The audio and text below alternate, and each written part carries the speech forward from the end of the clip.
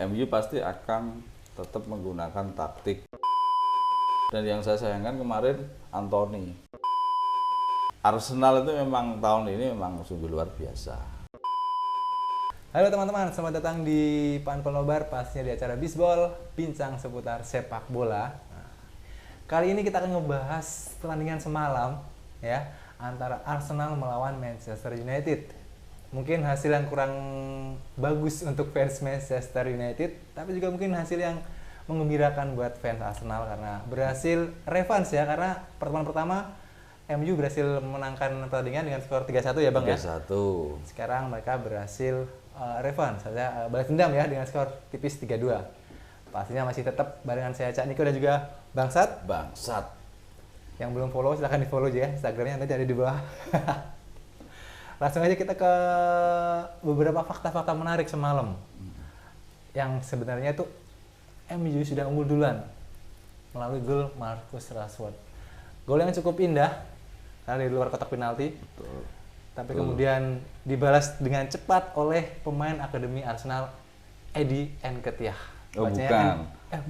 Gol pertama dari Rashford kan? Oh iya Rashford benar. kan? Enggak, maksudnya dari Rashford terus dibalas sama Nketiah lewat sundulan. Betul. Itu dari umpannya Saka ya? Granit Xhaka. Betul. Hal apa yang semalam itu sebenarnya kita memang seperti biasa MU ya Bang ya, karena selalu tidak pernah menguasai permainan, kita selalu mencoba untuk memaksimalkan peluang. Tapi lagi-lagi kebobolan di menit akhir, pasti 89, 88 atau injury time kita selalu kebobolan. MU selalu kebobolan. Iya, di apa yang salah? Apa yang salah? Ya, kalau dari pertandingan yang semalam ya, antara Arsenal lawan MU, betul, jelas sudah dari kemarin saya sampaikan bahwa MU pasti akan tetap menggunakan taktik counter attack seperti biasa ya. Dia menumpuk pemain di tengah dan di belakang jelas. Tapi karena memang ketidakhadiran dari Casemiro itu salah satu penyebab berkurangnya transisi dari belakang kemudian ke tengah, kemudian dioperkan ke striker yang biasa Rashford di kiri dan kemarin Anthony di kanan. Tapi kalau saya lihat di pertandingan kemarin memang di babak pertama MU sudah bermain dengan baik, dengan efektif. Betul. Dalam arti kalau kita bicara statistik memang Arsenal yang menguasai pertandingan jelas, dengan lini tengahnya yang begitu kuat. Tapi setidaknya di babak pertama MU bisa mengimbangi dengan beberapa kali counter, kemudian juga membahayakan dan bahkan berhasil menciptakan satu gol duluan melalui Marcus Rashford.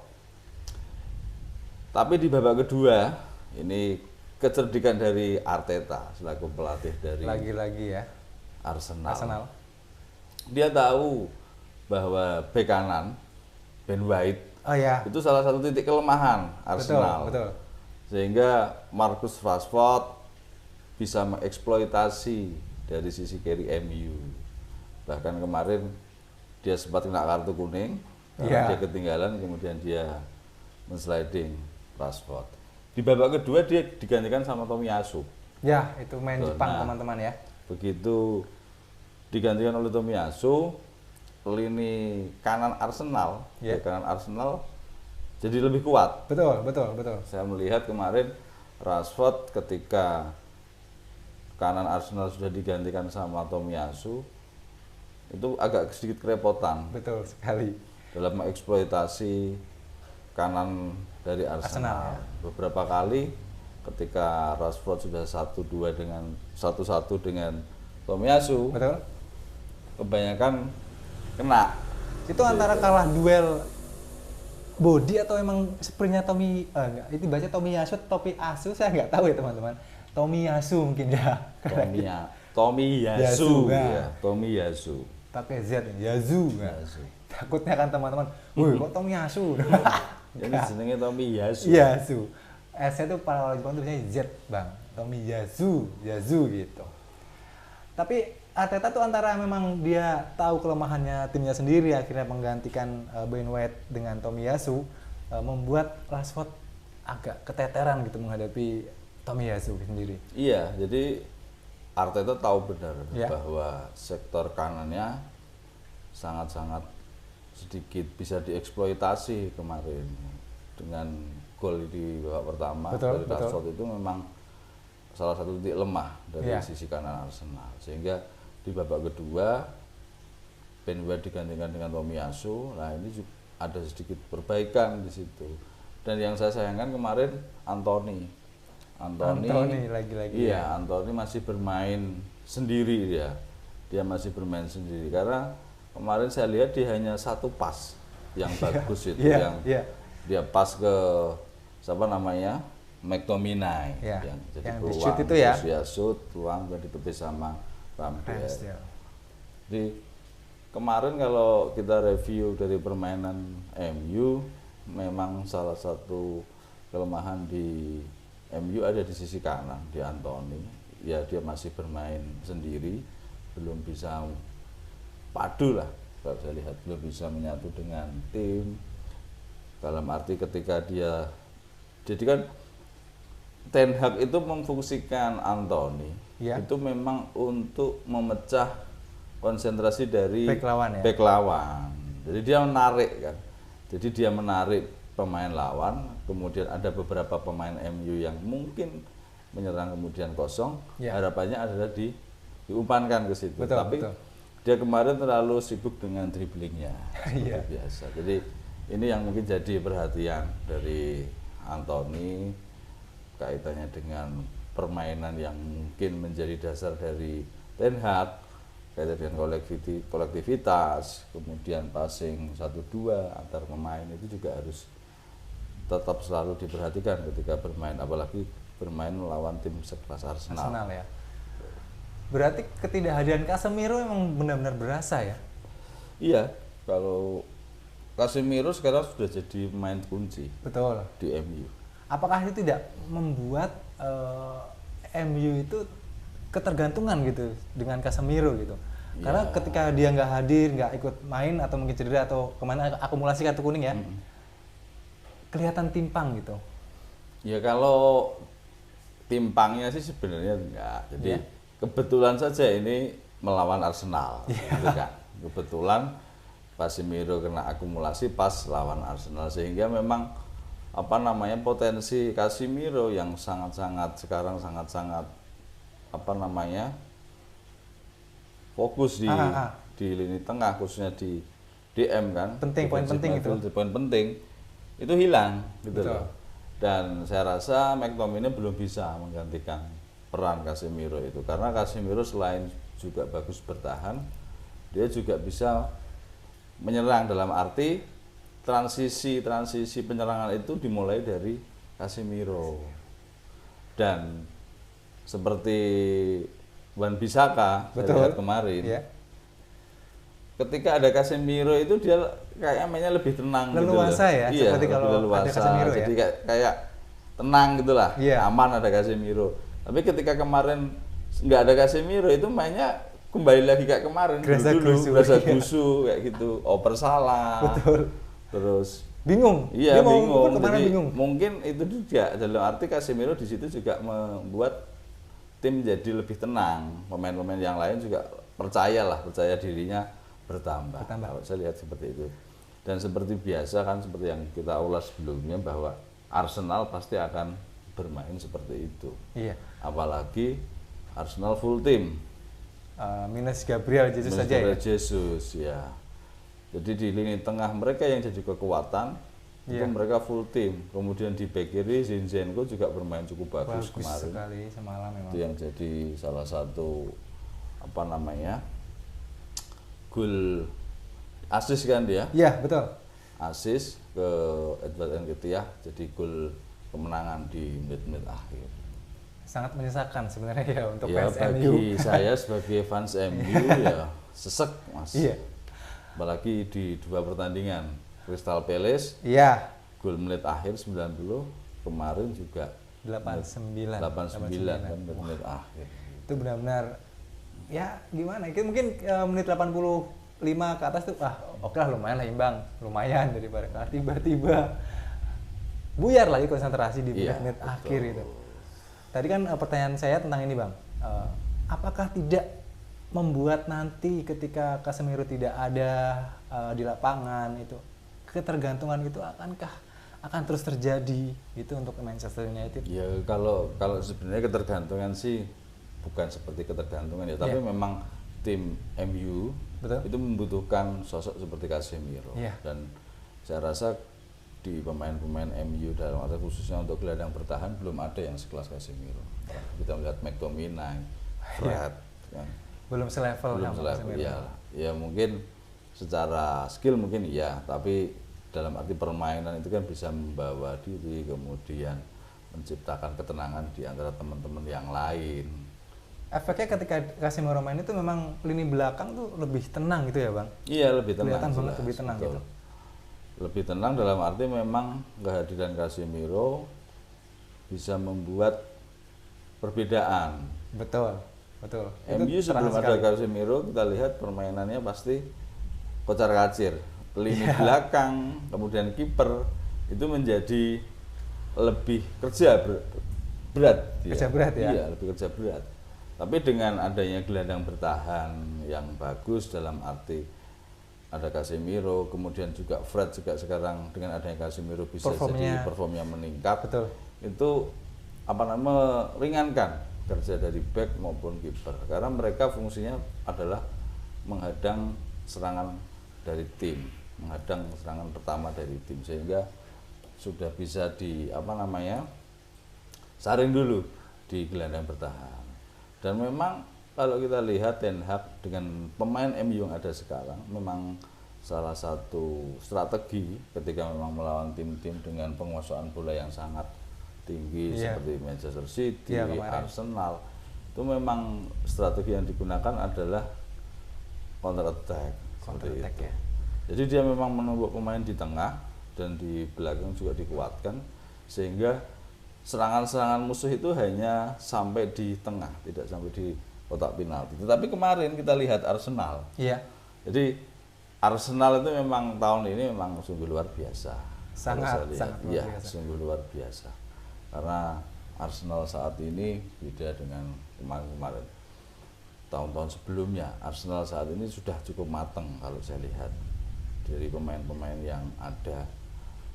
Seperti kemarin position ball juga menguasai, bahkan di babak kedua itu saya melihat serangannya itu tanpa henti. Iya. Gitu loh. Serangannya tanpa henti. Karena yang nyerang tidak hanya gelandang dan striker saja, tidak hanya 5 pemain. Betul. Bukan hanya Granit Xhaka, Odegaard, Thomas Partey, Bukayo, dibantu sayap-sayap dan Nketiah. Ya. Tapi lini pertahanan juga ikut naik 7 sampai 8 kalau saya lihat ikut nyerang semua. Dan akhirnya pemain MU mau tidak mau turun sampai ke bawah sehingga konsep counter attack-nya itu nggak jalan. Jadi ketika bola mental dan pemain MU dibuang ke depan, kena pemain Arsenal lagi. Balik lagi. Iya, jadi kayak saya lihat kemarin itu deg-degan, Mas. Wah, jelas. Jangan sampai gol menit akhir, jangan sampai gol menit akhir, tapi ya sudah terjadi seperti itu. Memang ini baru tahunnya Arsenal, saya lihat dia juga banyak diuntungkan, dia juga penuh dengan keberuntungan kalau saya lihat seperti itu. Dan yang yang jadi poin kemarin itu Edward Nketiah gitu. Wah, itu pemain akademi ya? Pemain akademinya dari Arsenal. Padahal sempat saya remehkan kemarin Nketiah. Siapa sih ini gitu ya, Bang? Siapa itu Nketiah? Karena ketika main di Leeds United juga nggak begitu terlihat ya. Iya, gitu. Tapi kemarin dia mungkin kalau saya bandingkan dengan Gabriel Jesus, ya kalau dari skill dan lain sebagainya sih memang jauh lah. Iya. Gitu. Tapi memang dia berada di tempat dan posisi yang tepat. Nah, itu. Striker kan memang harus seperti itu. Betul. Ada yang bilang katanya Nketiah kerasukan Drogba semalam. Katanya seperti itu. Titisan Henry katanya. Itu masih jauh Bang. Kalau Titisan Henry. Untuk melampaui Henry atau mungkin selevel mungkin agak jauh, berat lah. Ya kalau kita lihat dari sisi skill sebenarnya biasa. Iya. Tapi peningkatan lah saya lihat dari pertandingan awal, kemudian beberapa pertandingan kemarin dia memang meningkat. Tapi kalau kita bandingkan dengan skill yang dimiliki oleh Jesus, memang masih jauh. Karena Masih Jesus dari sisi striker dia mempunyai Full ya? kemampuan yang komplit. Iya, komplit. Dia bisa dribbling, speednya juga ada. Dia 9, bisa bagus. gantian posisi dengan sayap-sayap. Tapi kalau yang ketiga memang dia hanya diposisikan Target man. oleh Arteta di kotak penalti memang. Kalau saya lihat, iya kan dia tidak terlalu banyak Betul. keluar. Banyak keluar. Dia dan fokus banyak di gerak. situ. Betul, Iya. betul. Itu mungkin Arteta juga melihat, oh memang Nketiah kemampuannya ya seperti itu, gitu, dimaksimalkan dan memang kemarin berhasil. Saya lihat Arteta jeli melihat potensi dari pemain-pemainnya yang ada. Jadi, Ketika game week 21 ini semalam ya, 21. apakah semua tim selain Arsenal pastinya udah lempar handuk? Oh, saya rasa tidak. Belum ya? Belum. Masih panjang Masih jalan ya? panjang. Ini baru 21 match, masih ada 17 kan? Betul, Berarti betul. Masih panjang. Manchester City juga kemarin juga menang. Iya. Jarak poinnya masih 5 kan sekarang. Dan Manchester City juga masih punya pertandingan dengan Arsenal. Jadi City dan Arsenal tuh belum ketemu di musim ini. 2 kali ya belum? Iya, karena pertandingan tundanya itu pertandingan tunda Postpone yang putaran pertama. Oh, game week itu ya? Game putaran pertama awal ya. kan. Sebelum libur musim dingin itu Iya, ya. jadi dia masih punya satu pertandingan melawan Arsenal dan harusnya itu dilaksanakan di putaran pertama kan gitu. Nah, ini putaran kedua juga ketemu lagi. Jadi dia nanti 2 kali ketemu City, Arsenal. Itu penting berarti ya? Penting sekali karena dengan jarak poin yang nggak terlalu lebar, hanya 5 poin, mungkin itu nanti akan menentukan siapa yang akan jadi juara. Jadi berarti kan yang ada di bawah juga ikut berperan pastinya nanti. Newcastle. Oh, menjegal ya? Iya, menjegal. Liverpool juga mungkin, Chelsea juga, meskipun mereka masih ada di peringkat 9-10. Bisa jadi. Bisa jadi, tapi siapa tahu. kansnya ketika ketemu dengan Arsenal mungkin beda Iya. gitu. Semangatnya beda. Liga Inggris ini Bang. Liga Inggris. Beda iya. soalnya. Liga Inggris, liga penuh kejutan. Sebagai fans MU ya pastinya. Betul. Basicnya Iya. gitu. Kan juara masih ada? Kalau kans itu tetap masih ada, Iya. tetapi realistis lah. Gitu. Oke. Realistis. Jadi dengan kapasitas pemain yang ada sekarang dan dengan Ten Hag sebagai pelatih, saya pun ketika jadi Ten Hag pun juga pasti bingung Iya. dengan komposisi pemain yang ada. Jadi ada di 4 besar itu sudah cukup bagus. Cukup bagus ya. Juga cukup bagus. Tahun depan bisa ikut Liga Champion. Kemudian di musim depan juga perlu ada pembelian pemain untuk mengisi kekosongan-kekosongan di pos-pos yang memang saat ini masih kurang. Atau mungkin buat itu ya, backup Casemiro. Bisa juga untuk backup Casemiro dan butuh striker MU. Karena kemarin Weghorst juga Kurang ya? Kurang kalau jadi kata gini, kalau dengan strategi counter attack, Hah? saya rasa Weghorst belum bisa menyesuaikan. Iya. Weghorst belum bisa menyesuaikan karena biasanya kan Martial dengan Rashford. Di situ mungkin bisa TikTok TikTok ya. kan di situ. Rashford Martial juga bisa lari. Rashford juga pelari. Tapi Weghorst di posisi sekarang dia itu kan sebenarnya hanya sebuah tembok pemantul. Pemantul. Kemudian juga salah satu solusi ketika MU mentok di serangan sayap atau tengah, dia mungkin bisa crossing dengan tinggi badannya. Betul. Tapi dengan konsep strategi counter attack, hal seperti itu kan tidak bisa jalan. Iya, betul. Tapi bukan berarti Weghorst tidak bagus atau mungkin tidak berguna untuk MU, tidak, karena lawan MU itu nggak hanya Arsenal, nggak hanya Manchester City. Masih banyak tim-tim lain di papan tengah, di papan bawah yang otomatis ketika MU nyerang dan menguasai pertandingan, Weghorst penting di situ dengan tinggi badannya dan dengan mungkin kemampuan headingnya. Itu juga jadi salah satu faktor kunci nanti ketika ada kebuntuan. Bisa jadi nanti pertandingan berikutnya dia bisa melampaui Nunes ya.